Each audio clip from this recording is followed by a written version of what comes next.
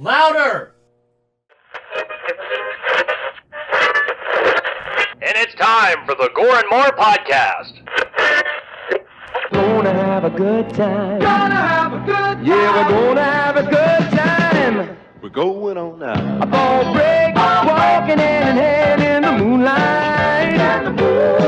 We'll be the sweet soul there. I swear we'll never part. We're going on now. A ball break, running in the sand, feeling alright. And ho, ho, ho, Gorehounds. Welcome to another fantastic episode of the Gore N More podcast. I'm your not-so-mean Fluff Master Supreme, Big Johnny D, bringing this shit show in. However, I don't bring this shit show in alone. For with me, as always, are my beloved horror brethren. Starting it off with that Dark Lord of Knowledge, that Chad Daddy, all the way down from that Chattahoochee, Mr. Chad Christmas. What's up, bitches? And we have the Duke of the Dead, Lord Screwbacaba, the Dean of the Deceased, Mr. Steve Vasquez. What's up, motherfuckers? Yeah, we are missing our beloved Meat Mountain today. Is he in the game yet, or is he still tailgating? I don't know, but he's having a good time. That's all that matters. He did send a video review, though, so we got that. And, of course, we also have our video review from our lovely doppelganger Kanga Banga. So we have those down the pipe. And, well, fuck it. We're already here. So we're talking 2017's Better Watch Out, which today is December 11th, 2023, by the way. Mm-hmm. So we are second week into December. One more movie, and then it's Christmas time. So, yeah. But before we discuss the movie of today, we are going to talk about what we did in the past weekend. So, Mr. Vasquez, if you could... Ladies and gentlemen, it is now time for your Slice of Life! Damn. I am so jealous of that. Bro, that was coming in clean and loud. Like, not like a super famous rock star in the 80s, but one that had like a one hit, and then you saw like on VH1 way later on. I could have done that. Like, we saw your pop-up video, bro. Yeah. Like, yeah. Fuck yeah, man. Yeah. See, that's something you should bring to your character for your wrestling character when he comes back after his injury. Like, he could just, like, his injury like changed his life, and now he's like a born again, like a rock star kind of thing. So I have an idea for that, but it's like after I lose the title, so it's not anytime soon. Okay. Spoiler alert. Word. All right. Well, Chad, Daddy, you want to start us off? How was your weekend, homie? No, it wasn't too bad. Just another normal week at work. They're kind of putting the crunch on us a little bit. Not that much. They want to get a bunch of mine cars out by the end of the year. Okay. So there's a little bit of a rush, and they're offering, they say it's unlimited overtime. The most we can do a day is at 12 hours, but according to, because that's the worst. That's the most we can do. So unlimited 12-hour days, like it's Monday, 6 days a week. Personally, I'm not the live to work kind of guy, so I'm still just doing my normal 40 hours a week, and fuck it, I'll get out what I get out. Oh yeah, bro. I mean, could I use the money? Yeah, sure, but you have to be careful though, because it's so easy to go over that threshold where you end up doing so much overtime, you bring home less money because it puts you in a higher tax bracket. So there's a lot of people that don't think that happens, and I'm like, just look at your check. It absolutely happens. Yeah, just look at your check. Yep. Look at gross versus net, and you'll see what it means. Mm-hmm. So yeah, I got the option to do overtime, but I'd much rather be at home, relaxing on a Friday. I actually get a lot of stuff done around the house. We'll do this Friday. Steph's been kind of sick, and so it turns out that she has a upper respiratory infection that she had to go on antibiotics for. Harper was literally sick all last week. Like, she went to school. She was out Monday and Tuesday, went to school Wednesday. She was in school for about 20 minutes, and the school called and said she was throwing up everywhere. So So Steph texts me. I'm like, well, shit. I'm like, I could probably leave. I'm like, I only have like 4.5 hours of sick time built up so far, so I'll see what I can do. And I talked to my boss. He's like, yeah, you can even just use PTO time if you want. I'm like, okay. So I go over, log out of the computer, punch out and everything. I am literally just out the door on my way to the car, and she texts me. She's like, hold on, I'm going to talk to Justin, our neighbor. She's like, well, he's going to take me. I'm like, God damn it, I was almost out. Because by the time I got, because she... I still would have left. I would have. I should have. I said, if I came back in, punched back in, told my boss, and then my coworkers were like, so what would be the point of no return for you? I said, if I was in the car, I was out of here. I So was another gonna say, 30 dude, like, seconds. you're a better man than me because if I already had that discussion with the boss and it was already laid out, fuck it. I'm gone. Yep, it's out. I'm I'm out. Yeah, I but don't care who's I can roll over my PTO and it rebuilds in January. So literally in like 3 weeks, I'll have another 2 weeks of paid vacation. Oh, word. Yeah. Nice. Yeah, that's Oh yeah. So I'll try and roll that over. Sick time. It's so funny because we roll over PTO time. But not sick time. We roll over sick time, but we accumulate sick time so much more slowly. But you can roll over more sick time hours. Like you roll over, I think, 80 PTO hours and 120 sick time hours. It's really weird how they have it. Oh, wow. But yeah, so that happened, and then Friday we're sitting here, and if you remember, the kids bought themselves a VR set. Mm-hmm. So Steph decided we're going to buy them Beat Saber because they were playing the demo. Fuck yeah, dude. Hell yeah. It's great. So she bought that, and like immediately after she bought it, she gets a phone call and doesn't recognize the number. She's like, it's probably just the bank, because before we've bought something, we bought my son's trumpet, or not trumpet, saxophone, and it immediately got flagged as our debit card was hacked and stolen because Yep. the website that we also got my daughter's clarinet on it, but we still live at the old address, so it had the old address linked to the card, so that immediately flags it as stolen because she didn't update the address. So she thought that's what it was, and then she gets a voicemail, and it turns out that she entered a raffle at the local fire department a couple weeks ago, and we fucking won. We won a brand new Switch OLED. Fuck yeah, dude. We haven't set it up yet. We haven't had time, so we got that. Then Saturday, took the kids bowling, and Harper had a birthday party for one of her classmates to go to. It was this thing with it's like a bunch of bounce houses and stuff like that. It's not quite a trampoline park because it's not a trampoline, but it's all a bunch of bounce houses and stuff like that. Steph was supposed to take her, but Steph felt like crap, so I ended up taking Harper, and we had a pretty cool time. Then Sunday, just a really lazy day. Didn't do much. I've been doing some Star Wars Jedi Survivor, enjoying the hell out of that game, but I think I'm close to beating it already. So, nice. Yeah, I'm gonna finish that up, and yeah, then I watched this movie that we'll be talking about. So, Scuba Steve, on to you, brother. Well, let's see. Friday, I took Friday night off. I went to an investigation that the whole team was supposed to go on. We teamed up with a team out of San Antonio, Texas, called the Ghoul Gals, and we were doing a co-investigation of the Sixth Realm House, which we've been there before. So we talked it up, and we're like, hey, like this place has a lot of activity, like it's a good place to investigate. So Mike calls us before we're gonna leave, and he's like, hey guys, I'm not gonna be able to make it. They've all told me that I have to work this turnaround. He's like, it's $45 an hour, so I gotta work it. So we're like, okay, cool. Joe got the flu on Monday or Tuesday. His fever broke on Wednesday, so he was feeling better by Thursday, Friday. Then I am on the way to Victoria, which is about an hour and a half away from where I am, and I'm crossing over the harbor bridge that we have here in my city, and I just get this. I'm like, man, I don't really want to go. I should just turn around, go home, and just spend the day, spend the evening with Charlie and Mel. And as I'm thinking that, and I'm coming up to the exit, my phone rings, and it's Joe. And he says, hey, I'm not going to be able to make it. And I'm like, what the fuck do you mean you're not going to be able to make it? He got home from picking up his niece from driver's ed. He parked in the front, walked inside, walked back out, turned his van on, and the tire pressure light was on. Mm-hmm. So he gets out and he looks, and the driver's side's good, looks around the passenger side. The passenger side front tire was completely just done. So it was just TJ and myself, which TJ's like the rookie of the group. And I was like, man, I felt obligated to go now because it was our investigation that we invited the girls to. So I just felt obligated to go. So we went.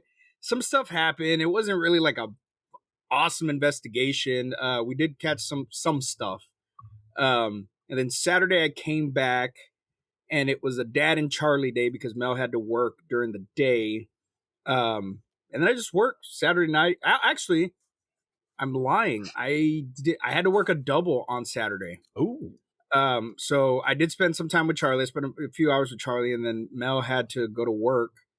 So, yeah, it was a hectic night. I was so fucking tired. I hate working doubles at the bar, especially now that I can't drink, because I get so aggravated with people because not that they're having fun and I'm not, because I am having fun. I'm watching them and judging them. It's just not the same. I don't get to let scuba out. Right. No, I get it. And then there was a whole bunch of non-tipping motherfuckers, and I'm like, dude, you cannot come into the bar at 1:30 expecting to get on the karaoke list when there's people that have been here all fucking night. If you want to jump on, tip me some cash. I'll throw you on. But they didn't want to, so I said, sorry, I'm filled up. And yes, Brody was there in spirit, being an annoying cunt. Not to me, to the spirits. So, and then Sunday, what did I do Sunday? Yesterday. So we were supposed to go watch Godzilla -1. That was the plan. Mel and I had already had it planned out. We were going to go watch Godzilla -1. Didn't realize it was a 2-hour movie. So we planned Charlie a Christmas photo shoot. And so that was at 4:30. So we wouldn't have had time for her to watch the movie and then go to work. She had to be at work at 7. So we ended up canceling Charlie's photo shoot because we went Christmas shopping. And I'm proud to say, I think I am done Christmas shopping. Hell yeah. With the exception of my peeps from the bar, who are all getting liquor bottles anyway. So my question to you is, did you treat yourself? Because tomorrow is the last day that you can do that. I did not treat myself because and Mel told me, she's like, go by yourself, like just go. And I'm like, it wasn't about going by myself. He's talking about That's not what I'm asking. I'm asking about the 2 in the box. Did you treat yourself to Christmas? Big John, let me tell you something, sir. Did you get 2? I did not. Oh, I thought that's what you were going to tell me. You're like, bitch, I got 2. No. I did double think myself today. I'm like, do I need it? No, of course not. Like, it's not too late to back never out. And I told Mel, no, I know, and I have the money, and I have been saving my tip money. I have a baby can that I just stuff all my cash tips in when I make them at the bar, and I had like $800 in there. So I went to go deposit it in the bank today, and my account's sitting well already, so I didn't need to deposit it, but it's Christmas time. I'm going to want to buy more shit. So I was sitting there and I'm like, man, maybe I should back out. And then I'm thinking, maybe I should just buy another one. I should buy another one and then resell it when it comes out. God, buddy's already doing that. But I didn't, only because I get so angry when I see people doing that, because it's like, I understand you're trying to make a profit, and I understand, but if you're trying to buy something that you could have backed and you don't want to pay double the price, you should have fucking bought it when you had a chance. You know what I mean? And so I was like, you know what? I'm good. I'm good with my one. I'm going to be able to utilize the PKE meter on my investigations anyways. Now, here's my question. Did you watch the Adam Savage video of him breaking down? I did. See, I did. If anybody listening, whatever, if you were thinking about it and still have not, watch the Adam Savage video. And I love that they utilize this motherfucker for this shit too. But watch his video. Dude, my wife was trying to take a nap and I'm watching it folding laundry and she's just doing this with the pillow. And I'm like, I thought you were trying to sleep. She's like, this is really interesting. I'm like, fucking A, it is, dude.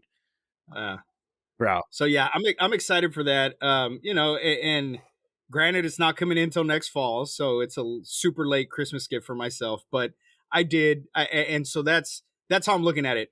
I'm paying $150 for the trap, 150 and the pedal, and $150 for the PK meter, which, like I said, I'm going to be able to utilize on paranormal investigations anyways.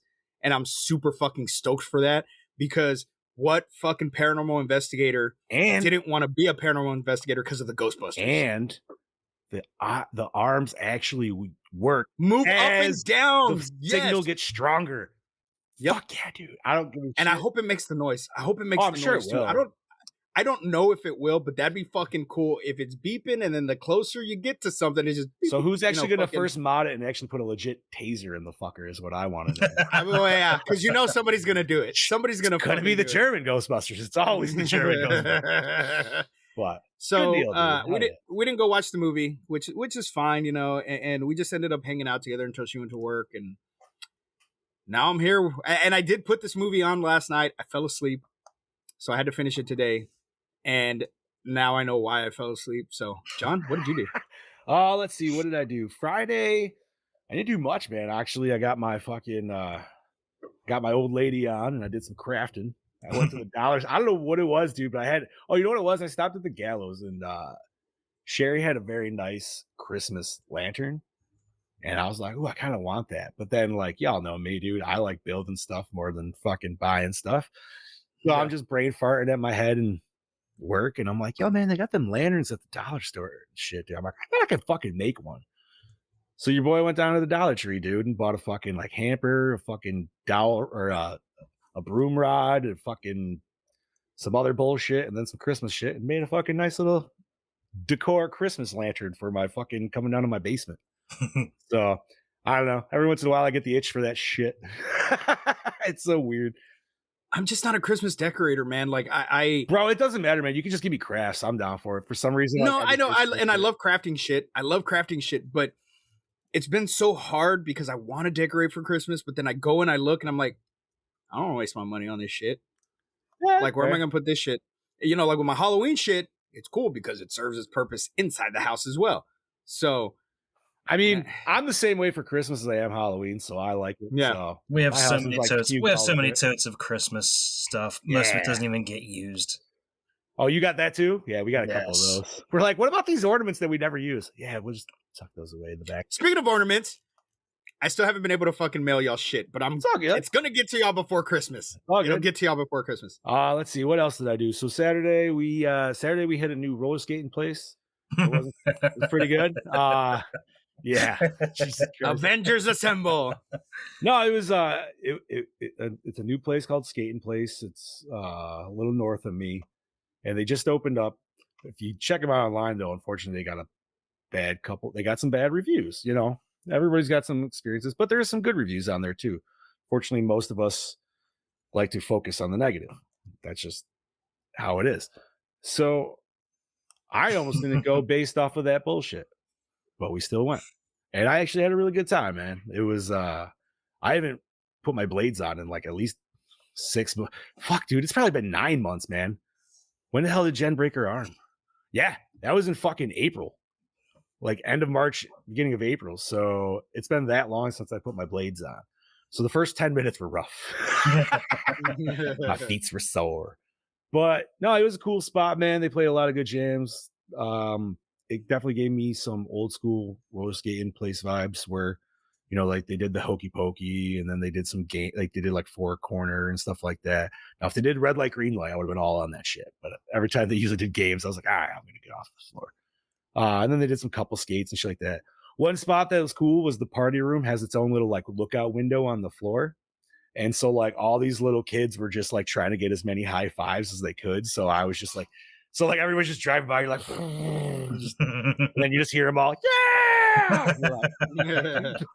And I was like, I bet that's how the truckers feel when like they get to honk a horn when some little kids, you know what I mean? Like, it's like, that's a good feeling. Yeah, buddy. Yeah. So then Sunday I didn't do much. Kiddo went to a birthday party and I just fucking cleans the house and did some gaming. And then I watched this movie. So yeah, I had a very chill weekend. Not much to get into. But I am ready to talk about this because, well, I don't really know how I feel about this movie. And I feel like discussing it might weed out how I feel one way or the other. So that would be 2017's Better Watch Out. Whose pick was this? Was this anybody's pick? I think it's just a random one that Bobby found. I'm not sure. Yeah, it's a random one. Well, I haven't done plot rundown in a while. So go read it. All right, I guess. So October 7th, 2017 is when this film dropped. Plot rundown. When you think the suburbs, you think safety. But this holiday night, the suburbs are anything but safe. Ashley thought this babysitting job would be an easy night. But the night takes a turn when dangerous intruders break in and terrorize her and Luke, the 12-year-old she is watching. Ashley defends her charge to the best of her ability, only to discover that this is no normal home invasion. Directed by Chris Peckover, undocumented and Wolf Like Me. Written by Zach Kahn from Mad TV and Sketchy. And also Chris Peckover, undocumented and Wolf Like Me. Is that all he's done? Kinda. Okay. Fair enough. Produced by Brett Thornquist, Terminus, The Osiris Child, and Byron Hamble, Natural Selection, Scenic Route. What? Yeah, That's just the names. Okay. These I feel like these are some very like straight to streaming movie titles. Yeah. Seems that way. Just throwing that out there. Was that Sydney? Ooh, that's a Brody style. I don't know. Sydney Abney, Infinity and Terminus, and Paul Jensen, Scenic Route and Tone Deaf. Who wants to take the cast? I'll be Bobby. Alrighty. All right. Olivia DeJonge, The Sisterhood of Night. Elvis as Ashley. Levi Miller, Pan, A Wrinkle in Time as Luke Lerner. Ed Oxenbould, Paper Planes, Christmas Ransom as Garrett. Alex Mikic, Preacher, Secret City as Ricky. How the hell do you say that? Dacre Montgomery, Power Rangers, Stranger Things. Oh shit! Here's the Red Ranger, bro. Yeah, fuck. No, well, from Stranger Things, He's Billy. Fucking Billy. I thought he looked familiar, but he did not look like Billy. Look like Billy. He's Jason, Holy bro. shit! As Yeah, he was that too. Oh, he was Jason too. Yeah. Patrick Warburton, Seinfeld, Family Guy as Robert Lerner. Virginia Madsen, Candyman, Highlander 2, The Quickening as Deandra Lerner. Body count, a shocking total of 3. Womp, womp. Music. What? Go ahead. No, go ahead. Music by Brian Caccia. Terminus, The Osiris Child. Cinematography by Carl Robertson. Roadkill, Infini. Edited by Julie Ann DeRuvo. Undertow, Romper Stomper. Effects and makeup by Tim Rioch. Alien Covenant and The Invisible Man. Distributed by, he did some good stuff. Distributed by Well Go USA. Not this one. Not in this fucking movie. Runtime of 89 midgets. Rated R. Budget of $3 million. Grossed $188,756. They probably wasted the budget on renting the house they filmed it in. I think they wasted the budget on just getting Patrick Warburton and fucking what's her name for 5 seconds of film. Yeah, that too. Because those are the only names that. Okay, you know what? I can't say that because the main girl and Garrett, I've seen them in The Visit, so that's at least where I knew them from. But that's I don't even know what The Visit is. So The Visit, it wasn't a bad movie. It was a found footage movie. And it's you might remember it's when they're going to visit their grandparents and all of a sudden they're not sure what's going on. Okay. Yeah. And it's not their grandpa. Oh shit. Yeah. I thought they looked familiar, but I didn't know where the. So Garrett was the little brother who was like the rapper in it, who got fucking shit all in his face. And okay, so you know what? I'm not gonna lie, the fact that it grossed that much kind of even surprises me. Yeah, I don't think it got a big release either. I can't imagine it did. Now, all right, we are in general discussion. So this was a movie I have never heard of before watching it this weekend. Either of you boys? Nope. No. Okay. But I did have it on my watch list on Tubi, so it was on my radar somewhat. I mean, it's one of the top like 3 ones right on Shudder listed underneath the Christmas ones, which I was like, wow, really? Like, it's on Shudder? It is. That's where I watch it. Emily! Oh, man. Hey, Emily. What's up, Emily? Thank you for joining. Okay, so first thing I'm going to say that I hated in this movie, and I'm not going to like completely shit on this movie all over, but this is just one stupid real fucking thing that annoyed the piss out of me, was why the fuck are the doorknobs all face height? You really? So actually, I know why. I know why. Asking... I know why, and Mr. DKB himself can easily explain why. It's because the movie was filmed in Australia, and that's how the doors in Australia are. Nope, wrong. It was filmed in America. The set was built though by the Australian guys, and they look at the director's pissed about it. That's what I saw. He actually, that's like one of the biggest things that he bitches about the movie is like that they built the interior sets with fucking weird door style heights. Despite the American setting, the sets were constructed with the 1.44 meter high door handles in an older Australian home, which American writer-director Chris Peckover called a source of distraction. The film was shot in Sydney, Australia. Okay, I apologize. It was originally set to be in America. Set to be filmed in America. Okay. Maybe that's... Here's why I thought it was that high. I thought it was that high because we were going to get some fucked up shit from the parents. Like, the parents knew they were... Like, I was kind of hoping that the parents were setting her up to, you know, to let their son get a taste. Like, I thought maybe the parents were killers too. And so the doors were so high up because they were fucked, and they would, like, lock him in the room when he was little and wouldn't let him out. You know what I mean? That's why I thought that... That's where my brain went. It threw me off because it made me feel like I was watching some like Lord of the Rings shit where they do that fucking like they're hobbits. Yeah, where they make people look shit, small. So it's like, yeah, because it's like, I don't know, man. If you think about like height where we set shit with light switches and the handle, that's all like above her head in like the laundry room scene and everything. So I'm like, is she supposed to look like a little kid? Like, and Jen's like, I think all the doors are just really big. I'm like, no, I think they just have them fucking weirdly set up, man. Like, I don't know why you'd want to go up to fucking open the door, but that just seems like more work. I don't know. That's them fucking Aussies, I'm telling you. Right? Now, I will say this movie, it wasn't spoiled for me, but I feel like I figured it out really easy. And I feel like or maybe they just wanted you to figure it out really easy too. I don't know. But if you watch the trailer tells a completely different movie. The trailers, yeah, if you watch the trailer, it sets it up as a straight up home invasion kind of movie. Okay. That is not what this is at all. See, now I have not watched the trailer. I usually try not to because sometimes they show a little bit too much and, you know, you don't want to get spoiled too well. Yeah, this was definite misdirection. And of course it was intentional. Well, in that case, for that reason, I would say that's kind of cool. I almost just fucking... I just didn't like how early it happened. It took too long for me. Really? I was fucking bored. I was so bored. I'm like, fucking do something. And they get the fucking creepy phone call like on Scream. And then she even goes to the, you know, how Sydney went outside and is like, what am I doing? And she's like, well, how many fingers am I holding up? I was bored with this fucking movie. This was probably... I'd rather watch fucking, and this is just my personal opinion, but I'd rather rewatch Amityville 3D than watch this bullshit ever again. I was not entertained with this movie.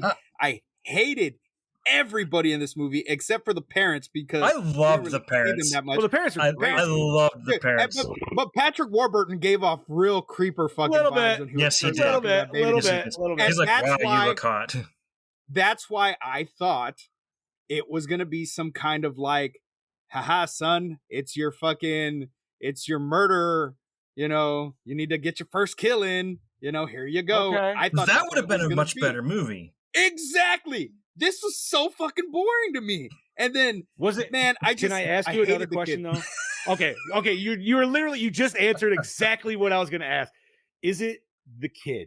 Because I feel I just can't deal with that weird preteen, like doofy dude attitude. He's just a little shit. And I'm like, no, man, that dude I'm just going to look at as a little shit the whole fucking time. He wasn't just a little shit. He was an arrogant little shit. Right. Yeah, because look at the gate. It's two boys and this, you know, granted it's not a babysitter, it's a sister, and they're about the same age. I mean, you know, Stephen Dorff was probably what? Yeah, 10 or 12. 11. You know what I mean? So same preteen age. Not nearly as annoying as this fucking kid. And it wasn't the fact that he was acting and he was supposed to be annoying, because even when I first fucking saw him on screen, I wanted to fucking kick him. Like, his acting just irked me so fucking... Everybody's acting in this was fucking just crap to me. I'm like, watching this, I'm like, I hate whoever picked this. Whoever picked this, I hate you so much. And it... Like I said, had it gone where my brain was going with it, right, I was like, oh, this would have been interesting, because even up until he fucking, you know, she figures out, oh, it's your friend. What the fuck are you doing? I'm like, oh, okay, well, this is stupid. And then he hits her or knocks her out, however the fuck he knocked her out. Slapped the taste out of her mouth. Slapped her down the fucking stairs. I'm like, okay, first of all, you're 12. Somehow you don't have that much fucking strength. Honey. See, and that's the other problem. And like, maybe that's a little like, I don't know, maybe Because I mean, I was my still size at 12. You know what I mean? So, but that kid was way smaller. No, And I what know. I'm saying is, Scrawny. the two guys that showed up, dude, right? They should have been Granted, able. They should have been able to handle that motherfucker. No granted, he problem. fucking did a sneak attack on them. Whatever, cool. Yeah, but There was no fucking way, none. Even if he would have put a rope around the neck, that shit was fucking ridiculous. It was a cool way to kill somebody, which I give props to that because that was a creative kill. Especially using because I'm like, oh well, how the fuck is he gonna lift him up? They better not show him like fucking pulling him up. yeah. But then he's on the tractor, and I'm like, okay, cool. This kid's fucked in the head. He's clearly thought about this like all the way through. I did like that he tried to leave no fucking loose ends, but when he stabbed her in the neck, I told myself she's not dead. Yeah, I knew she wasn't dead. You just, I knew she wasn't dead. It was not a surprise when they said somebody's alive. Didn't surprise me at all. I knew. I'm like, oh, I already fucking called it. You know, and I don't know. I was just so fucking bored watching this movie. Yep. Had I not been fucking bored at work and had nothing to do, I would have fucking turned it off and give you all a half-ass review of what I saw. You could tell that you could have figured out the twist easily when you see that when he obviously intentionally threw her phone in the fucking fish tank. Yeah. I think it was even a little bit before that. It was like just the way he was trying to act with the champagne. I was like, oh, this is a whole fucking setup on his point, like right away. And it was just okay. So the one plot point that I didn't get, and it went absolutely nowhere, was where did the fucking pizza come from? I feel like he ordered it. Okay, then why did he order it with mushrooms and no? Yeah, because he said no mushrooms. Oh no, you know what? Garrett must have ordered it, and then Garrett probably did it just to be a dick. That would be my guess. Because he's the one who Garrett left. Yeah, but he was still calling him from outside. He's the one who called the house and everything. So he didn't leave though, because he was the one who was fucking with him outside, moving the.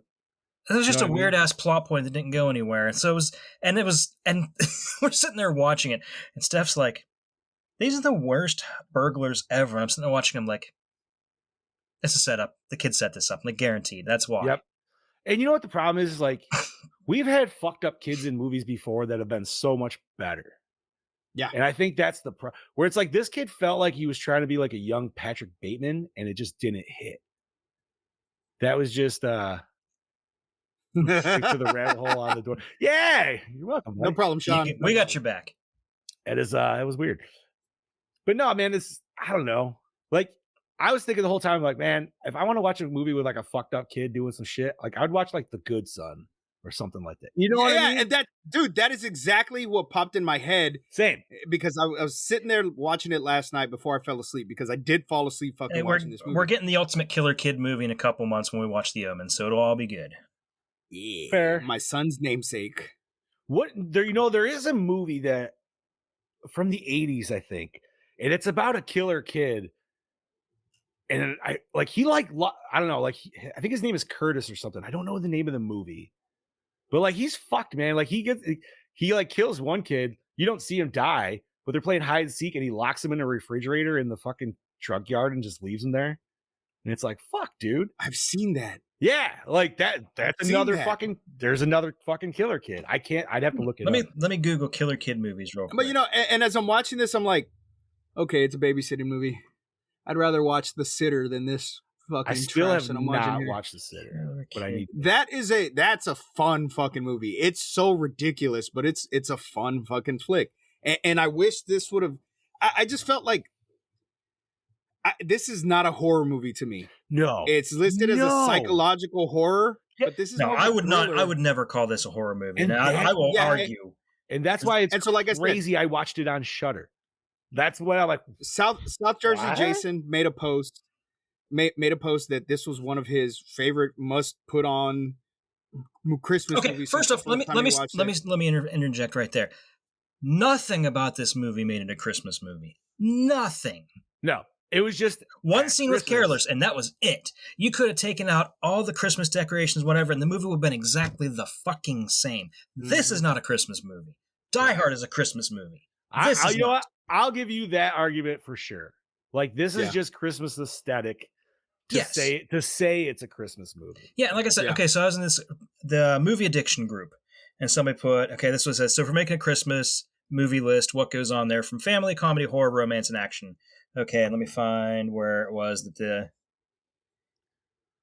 I'm agreeing with you though, Scoops. Like, I don't think I disliked it as much as you. Yeah, but yeah. I So this guy said, I'll give one of each: family, Christmas Story, or this Christmas comedy, Home Alone 1 and 2. Blech. Action, Die Hard, or Violent Night. Horror, Better Watch Out. And like, I wouldn't call Better Watch Out horror. And he's like, why wouldn't you? You see what's happening in the movie. I'm like, yeah, not horror to me. And I know a thing or two about horror. He's like, oh, it's most definitely a horror film. Everything about it screams horror. I'm like, no, this is not a horror movie. It could be played, if it was played differently, it could be a way better horror movie. But this was about a really sad boy who felt that he could do anything to get a girl and it would work for him. Yeah. And those kind of people are just fucking annoying anyways. So this is the comment that I comment, or the post that I commented on. I said, this is a movie that is almost impossible to talk about. It's so twisted and refreshing on so many levels. Just the premise of a home invasion is enough to make for a potentially good movie on its own, which is why it's basically an entire genre to itself. Adding I'm going to seduce my babysitter on top of it makes it unique and interesting.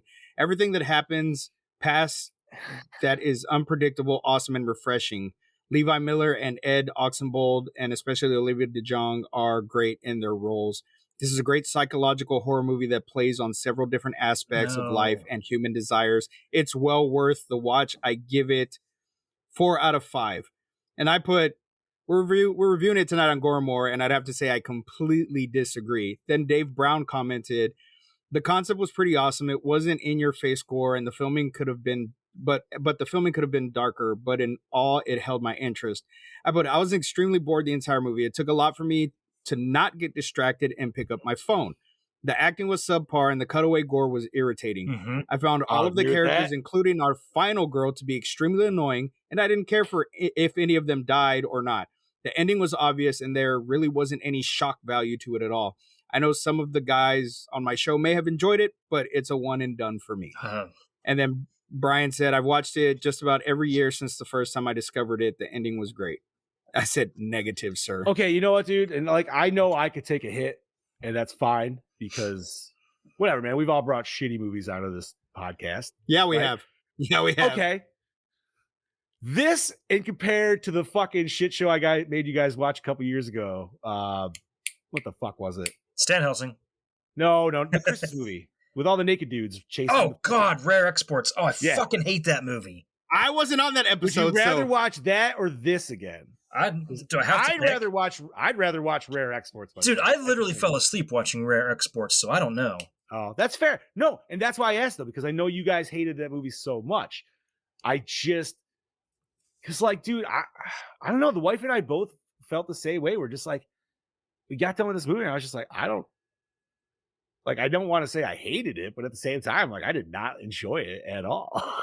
Like I said, I would rather rewatch Amityville 3D than watch this movie ever again. You know what? At least I could laugh at Amityville 3D. Exactly. I can laugh at that movie. I didn't find any of the stuff in this funny. Like, you guys know me, dude. I'm a stickler for fucking horror comedy. I didn't really find any of the funny stuff funny. No, what was supposed to be funny? And that was the fucking paint can kill. The paint can kill could have been funny. But it wasn't. It was stupid. And what that person that said, like, oh, it kept him guessing. This movie literally laid itself out right from the fucking get-go. They talked about home. Yep. They did. Everything they talked about, they did. Mm-hmm. You knew Garrett was going to get killed off by him because he already freaked out once that he, like, wanted to do the truth or dare fucking shit. You know what I mean? Like, what? Or maybe I'm just taking this. Maybe we have seen too many fucking movies to where we could just read this shit right from the get-go and it didn't seem like it was anything fresh or new or that good.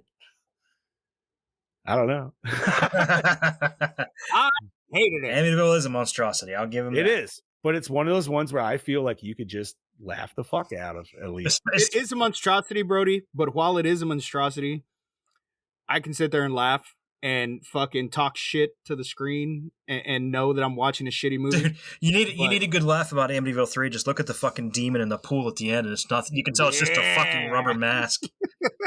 Like, they didn't even try to make that look real. That I wasn't even going with that. I was just going with the floating orb down the hallway. That's what always my head goes to. For sure. And the green fly. Why the fuck are we supposed to be afraid of a fly? Green fly, yeah. Oh, yeah. I forgot about that. Mm-hmm. No, but I don't know. This movie is so bad. We're talking about a movie that was possibly worse. Even worse. As being better. And that's the thing is, like, I feel like it was shot night. You know what I mean? It was shot well. It was shot well. It looked and nice. that's gonna reflect on my score a little bit too. Correct. There was the one cool little camera, like, ooh, what was that? And it never did anything again. You talk about when she grabbed him and they fell to the floor and the camera fell. Yeah, I love that shot. That shit was cool as hell. That's exactly. I was gonna mention that. There is, like I said, there's a few little like nuggets through here I could definitely give a thumbs up to, or at least a pad. I mean, Emily wants to know if it's worse than Blood and Honey. I haven't watched Blood and Honey. I haven't watched Blood and Honey yet. It's worse than Blood and Honey. I enjoyed Blood and Honey. I mean, I didn't enjoy Blood and Honey, but it was better than this crap. Somebody enjoyed it because they're making a fucking sequel. I don't know. Fucking bro. This is, I guess, on the cusp of horror, but it doesn't feel like horror to me. Maybe if we got a little bit more of like gore, right? Like we actually saw the paint can fuck that dude's face up, or we saw Garrett take the bullet. You know what I mean? Anything, dude. Like, yeah, we saw the hanging, but it's like, it's a hanging. I hated when they said the paint can, like, oh, his head exploded, and then they show him later. Like, his head didn't explode. His head. It looked like it just broke his jaw. Yeah, like it just like smashed his face in. That's about the worst of it. No, honestly, you know how you could have changed that scene? I was like, what if it misses and he hits Garrett? Like, that's how he took Garrett out. But you knew he was going to either way somehow. I don't know, man. It is fucking awful, Emily. I will say that, but this is too. I mean, we've watched a lot of bad Christmas horror movies, but this may take the cake for a low one for me. I still don't even want to call it. What was the one that we watched? What was the one that we watched last year that had Santa versus Krampus? Oh, that was a Christmas horror story. Christmas horror story. I still haven't watched that one. That was the one where it was where Santa wasn't Santa though, right? Yeah, where at the end he's like fucking killing everybody, people in the supermarket. He had like right? I don't remember exactly where it was, but he had like a mental breakdown or some shit. Yeah, yep, that's right. And then there was the Changeling one where they lost. That one was cool. I like that one. Yeah. See, I don't mind anthology movies because if one sucks, another one might be decent enough to be like, okay, cool. You know what I mean? Thank you, VHS. Yeah, dude. I really got to get on them Shudder new VHSs, man. Those new 3s. How have we never watched a VHS movie on here? Have we not? I don't know. I'll take one of mine off and put it on. I don't give a shit, dude. And I'll take one off and put the second one on. That's the only one. I don't want to watch the third one. Third one's terrible. Caca. I never even finished it. It was so bad. I just turned that shit right off for a segment. I don't know. I mean, is there anything? Like I said, I feel like once you get the reveal, not a lot really happens after the fact. It's just kind of them fucking with her a little bit, but they're not really fucking with her. Like, I would have liked more buildup with the break-in shit, and then really kind of throw a red herring. Really throw a red herring in there. See, I thought after the twist of him setting this up, I thought there was going to be like real home invaders showing up. Oh, I did for a moment almost wonder if that was going to happen, but I'm like, well, how the hell would that play out, dude? Well, because you saw somebody, at the beginning when she's driving, you see that SUV kind of creep out. But I think that was Red Ranger Jason. Was that him? Yeah, I think he was the. No, because they said I don't think it was either. I think it was just a coincidence. Oh, and that's even. So it didn't go anywhere because Red Ranger Jason. I don't even think he drove an SUV, and they said he lived like a half an hour. Because he was in a car when he was like, he was like decorating his face up and like he was doing. I don't think they actually showed. I don't know if they 'Cause showed he was like what talking kind of car himself he up was in the in. mirror and like doing that smile Yeah. shit before he went. I mean, we're all guilty of that at some point. No, I don't know, man. I personally, like, all in all, I would not recommend this movie to anybody. Not me. not I at don't know all. if I could or No. not. I mean, I wouldn't. I just don't. If you want to be bored out of your mind, throw I this mean, on. maybe somebody who really is like doesn't like squelchy horror. I'd be like, okay, maybe this one be for you. I didn't like it, but maybe it's for you. I still don't call This this was horror. like if you're watching Criminal Minds. and Yes. they give you the criminal story for like an hour and a half or however long this fucking movie was. That's what this is. That's a very good shitty episode of Criminal Minds. Yes, that's a very. And I love Criminal Minds. So do I. But this was shit. I don't know. For the last movie, we saw people taped to a chair, which was that other Australian movie. What the hell was that? What was the prom date one? Oh, we the prom date one. we just- Yeah, the loved ones. I was thinking that too. This was like Yeah. this is like a shittier version of that. way shittier version, but it just made me want to watch that one again because how fucked that shit was. And I didn't even There like was that. not I didn't enough- even like that movie that much, but I didn't hate it. I enjoyed it for what it was. It was. I had fun. Yeah. It was the kills were fun. Yeah, and she was hot. At least I was entertained and she was hot. Yeah, she was And, cute, you know, yeah. I'd have banged her. Crazy hot. And we had black-haired Sonya Blade in it too. Yeah, Sean, I don't know, man. Maybe if you and the wife sat back, downed a bottle of wine, so you could at least just laugh at it. But I don't even know if you'd laugh at it, man. It's not that. It's just nothing funny. There's nothing. This funny. movie would make a good MST3K episode. Yeah, because But it's got to be old either Joel or Mike. Be like, oh, look at this. MST3K. Be like, look at this kid's dance moves. He is going to be on the next fuck. You know what I mean? Like, that's what I'm That saying. dance Like, was so bizarre. he just felt like a young Patrick Bateman, or like that's what he was trying This to kid- portray. This kid put off strong in the closet gay vibes too. Oh yeah, Steph just came up. Got him That's from right. Storm guessing. I mean, he clearly wasn't. He wanted his. He was being very. But he was very effeminate. Weird. He was very whiny. He was a whiny. He was a little bitch. whiny. He was a little and- bitch. That's a good way of calling him. He's a little bitch. And that's why I couldn't also stand.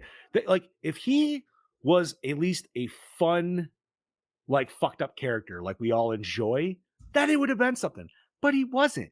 He was just a whiny little asshole that was the villain, and it's like, well, I can't even root for you, dude. You're not even fun. Like, fuck off. So yeah, I don't know, man. This just would not be. I would not recommend this.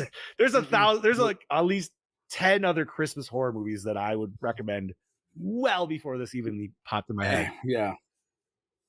And you could, Fair enough. yeah, I don't know, man. This made me want to watch Krampus, just because that's so much better. Yes. I do love me some Krampus, man. I'm sad we never got. Are we getting a sequel or no? Kind of hope we did, but I feel it wouldn't have to be with the same family. It would have to be almost like a whole different family. it's just kind of annoying because the director has these good movies like this and Trick or Treat, and everybody wants to talk sequel, and he's like, "Oh yeah, we'll do a sequel," and then nothing fucking happens. Yeah, like I don't need a sequel to Trick or Treat. I mean, I would take one, but I don't need As it. long as it's not really connected, aside from the fact that it also has Sam. Yeah, that's the only thing I would want. Yeah. Sam is the only connection piece in that, as it should be. And then yeah, exactly. All right. So yeah, I would say generally we all just didn't really care for this movie. Steve Not probably really. more so than the most. I didn't flat out hate it like Steve did, but this is I can Well, tell you that's- right now, this is a one and done for me.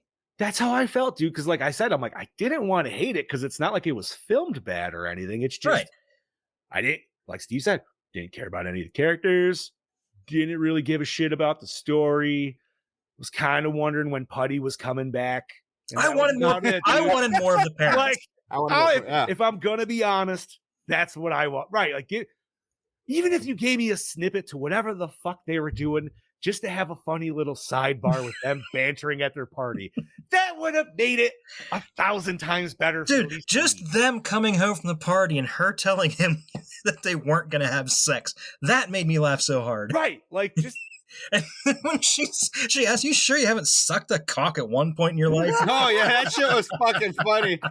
What did he say? I'm it's I love he didn't it. say metrosexual. Yeah, he What did. did he Meterosexual. say? Metrosexual. It's metrosexual. Oh, fuck it. No, that should. No, you're right. Like if we had more of them, probably would have helped. Pace the movie a little better. Even just a quick scene of them just in the middle at that Christmas party or whatever, just them bantering back and forth. I would have loved that. Right. Like Patrick Warburton like talks to some chick and like she makes some snide. You know what I mean? That's all it needs to fucking be, or something like that. Whatever. Or he's sitting there just talking with a bunch of his guy co-workers and she comes over and just goes, or something like that. Even better. Yeah. Yeah. Even better. All right. Shall we hear from our beloved Mr. Ramone and see what he let's says? hear what he says. Hear what the Meat Mountain has to say. What's up, Gorehounds? It's your killing machine, Bobby Amone, here on the Gore N More podcast. Just not in person tonight. I am at a football game, but I am here to talk about Monday Night Football, the movie they were reviewing tonight. So I'm going to jump right off the bat. The character of Luke took me out of the movie a lot. Yeah, he did. There were definitely... I can't even count how many times where he just took me out of the movie. I don't know if I can not to say the actor did a bad job. I think there should have just been better convincing moments. I understand he's a 12-year-old kid, but for someone who was planning this out, it seems, for quite a while, you would think there'd be a little more concrete. We all know plans don't go accordingly all the time, but you would think there'd be something more solid to it. So he took me out of it a lot.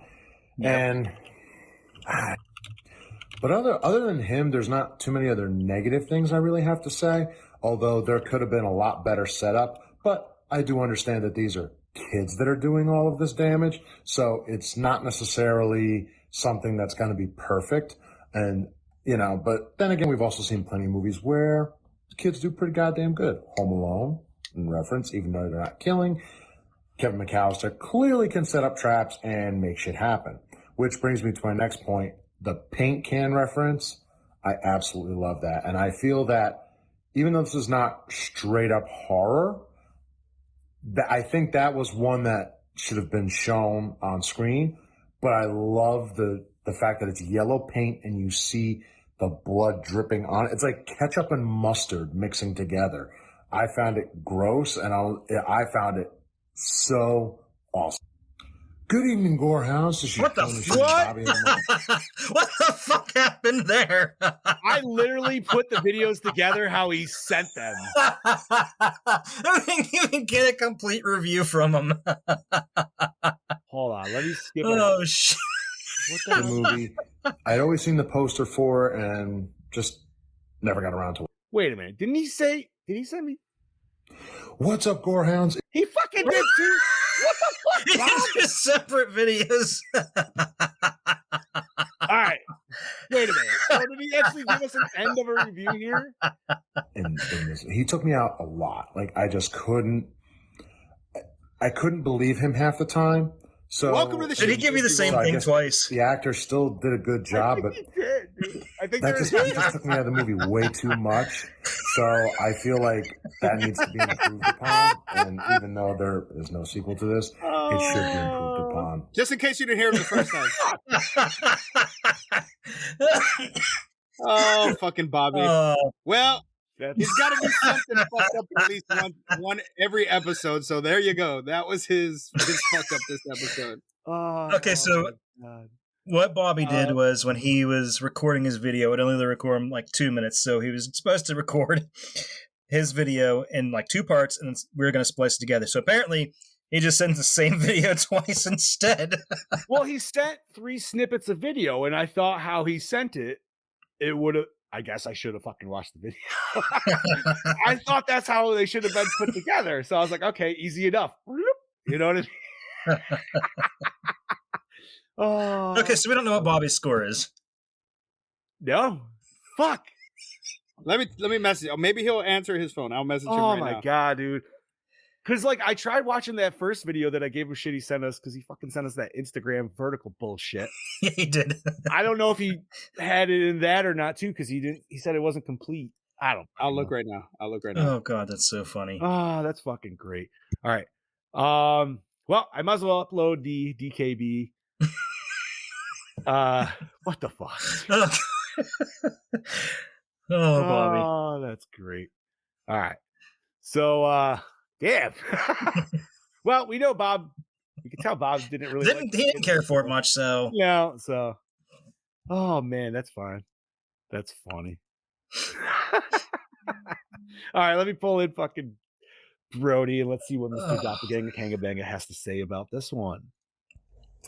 Howdy folks, it's your DKB back for another episode of Gore N More, and this week I'm here to talk to you about Better Watch Out. So the first time I'd seen this film, it was actually in the cinemas down this way.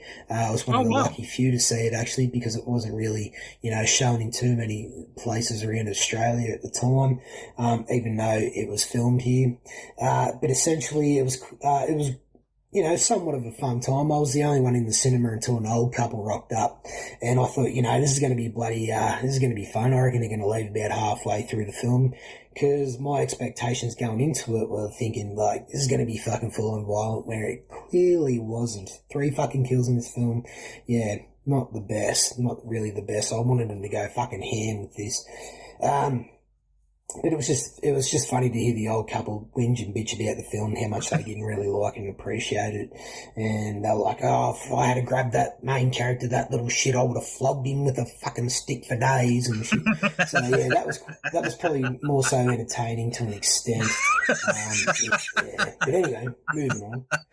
Yeah, so talking about the lead actor in this, Luke, the character of Luke, I really fucking hated him. I really wanted to reach through that screen and ground and pound his fucking face into the pavement until there's nothing left. Literally gutter stomp the fuck out of him.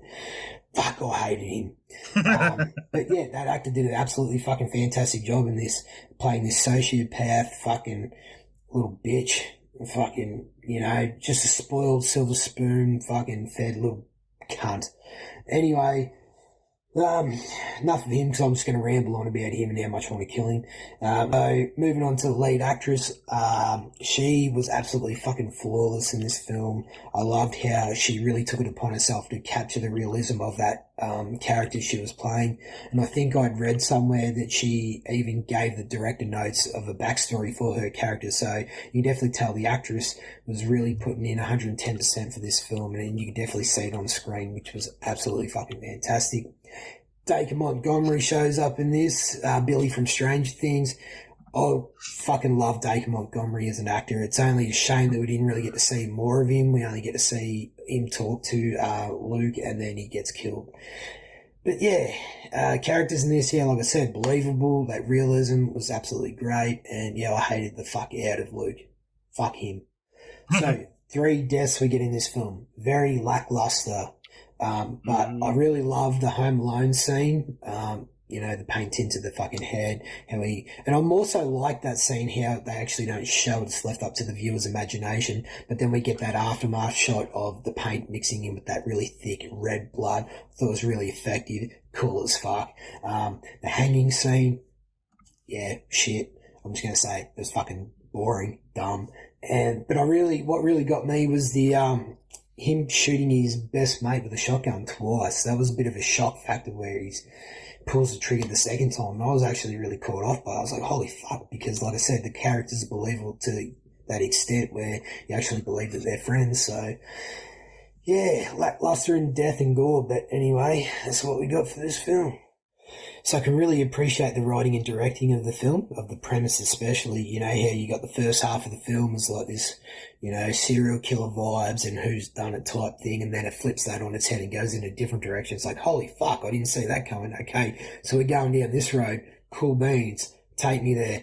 And then it takes me there, and then it just makes me hate Luke even more. And I'm like, I really can't stop talking about hating Luke. Like, I'm actually plotting shit in my head to kill Luke myself. And it'd be a lot more creative than the fucking lawnmower hanging scene, because I'll tell you what, Luke is a cunt. And if I ever met that actor in fucking real life, I'd be like, mate, come here for a second. If you're anything like Luke, that you are in real life, I'm going to kick your fucking teeth down your throat right goddamn now, okay? So, yeah, all in all, I do feel like it's definitely one of them films that flew under the radar for its time. I do think it's good for a first viewing, if you have not seen it. Going back and watching it again was a little bit tough for me personally, because I could obviously see the shocks and twists coming. So, yeah, but But if you do go back and watch it a second time, you definitely pick up on little things that Luke was spreading out through the first act of the film. So, Gore N More score, I'll give it a 3.4. Generous. Anyway, this is DKB signing out. I'll look forward to hearing what you guys have to say about the film, and I'll catch you motherfuckers next week. Cheers, gentlemen. Cheers. 3.4. Right on. All right. I mean, way higher than what I'm giving it. In comparison to what, like, how you guys were talking about, like, different posts you saw and shit today, whatever. There's a lot of people like this fucking movie, dude. I don't know, man. Just didn't ring my bell. Same. Yay. And dude, I'm gonna be saying some of the same things when we talk about X. You know, when we review that in March. That's fine, Brody. It's no, because listen, man. We have all varied on different degrees of whether we've agreed or disagreed on certain films. It's all gone around full circle, dude. You know what I mean? Like, yep. Because you can't say that. Because you and I literally talked about the Guyver and then bought the fucking Blu-ray 5 minutes later because we were just talking about it so much. So, you know. All right. So we got a 3.4 from Brody and we got nothing from Bob. Maybe we'll get something by the end of the show. I messaged him. Okay, so I watched all 3 of his videos while Brody was talking. He did not send in a fucking score. Of course he did. He sent in 2 videos of intros. And then 1 video of him giving his dislikes of the flick, and then it just cut the fuck off. He's so director's cut. Director's cut. That is so goddamn funny. So I messaged him. I said, "What's your fucking score?" Oh my god! So we'll see if he messages back. All right. If we were gonna get, all right, you know what? We never get to do this. What would you guys guess Bob's score is? He was kind of going in the negative. I'm gonna give it a 3, a solid 3. He'll get a 3.5. I think he would give it a 3.5. You're probably not wrong, dude. You might give it a 3, like 3.2. Well, see, I was thinking of giving it a 3 because it did have decent production values. I did like. I don't know. He was saying that the kid took him out of it a lot. Yeah, so it's hard to tell, man. So. I mean, once we get past all our questions and shit, and it actually comes down to the score, like, I'm still not really decided on where I'm at right now. You know what I mean? Like, 3 still feels a little high for me. I know, but we just loved Virginia Madsen and Patrick Warburton. Like, and right, I could take a whole movie of those two bantering back and forth.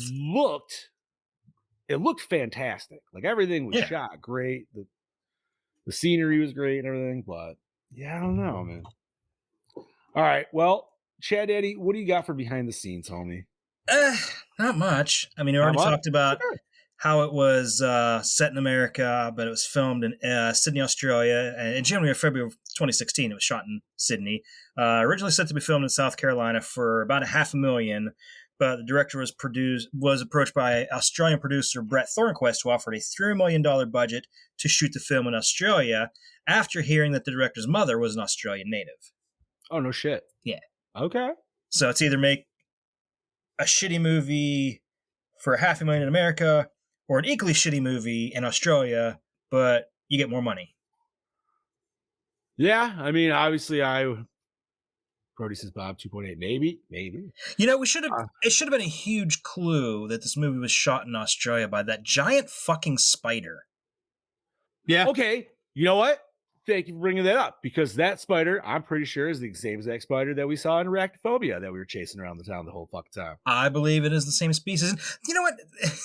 What got me was, it turns out, it was his pet spider, right? We find that out at the end. But yeah, but wasn't there like 3 or 4 of them up in the attic? So did he have like a whole like plethora? I don't know. But then he's like he gets the spider off her in that one scene, and then he just sets it outside and like, you just killed that spider.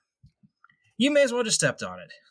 Which was, to me, like, I was just like, yo, is this movie literally just going to reference Home Alone the whole fucking time, dude? That's what I figured. Bobby messaged back.